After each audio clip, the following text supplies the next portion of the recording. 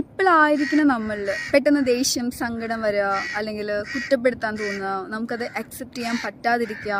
ഇതിൻ്റെയൊക്കെ മെയിൻ കാരണം എന്താണെന്ന് വെച്ചാൽ നമ്മൾ അറിഞ്ഞോ അറിയാതെയോ നമ്മളുടെ ഇന്നർ ചൈൽഡ് കുട്ടിയായിരിക്കുന്ന സമയത്ത് നമുക്ക് കിട്ടിയിട്ടുള്ള ചില എക്സ്പീരിയൻസ് ആണ്. അതിൻ്റെ ഒരു ട്രോമ അവിടെ കിടപ്പുണ്ടാകും.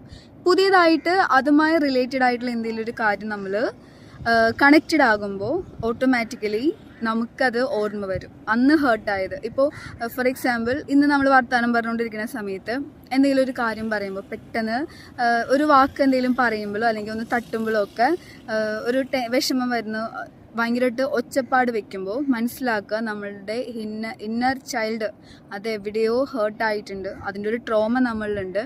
അതിൻ്റെ ബാക്കി പത്രം പോലെയാണ് പ്രസൻറ്റിൽ സംഭവിക്കുന്ന എന്തെങ്കിലും ചെറിയ കാര്യങ്ങൾക്ക് നമ്മൾ വളരെ ഭീകരാവസ്ഥയിൽ ഭയങ്കരമായിട്ട് റിയാക്ട് ചെയ്യും അല്ലെങ്കിൽ ഓവർ ആക്ട് ചെയ്യും അതിനകത്ത്. അതിൻ്റെ റീസൺ ഇന്നർ ചൈൽഡ് ഹീലായിട്ടില്ല, എവിടേക്കോ ഹീലാവണം എന്നുള്ളത് തന്നെയാണ്. സോ വളരെ ഇമ്പോർട്ടൻ്റ് ആണ് നമ്മൾ അങ്ങനെ എവിടെയെങ്കിലുമൊക്കെ ഹേർട്ടായിട്ടുണ്ടെങ്കിൽ ആ സിറ്റുവേഷൻ കണ്ടുവെക്കുന്നതും നമ്മൾ അസുഖം വന്നാൽ ട്രീറ്റ് ചെയ്യുന്ന പോലെ ആ ഒരു ഇന്നർ ചൈൽഡിനെ, കുഞ്ഞു കുട്ടീനെ, നിഷ്കുവായ ആ കുട്ടീനെ പ്രോപ്പറായിട്ട് ട്രീറ്റ് ചെയ്യേണ്ടതും അനിവാര്യമാണ്.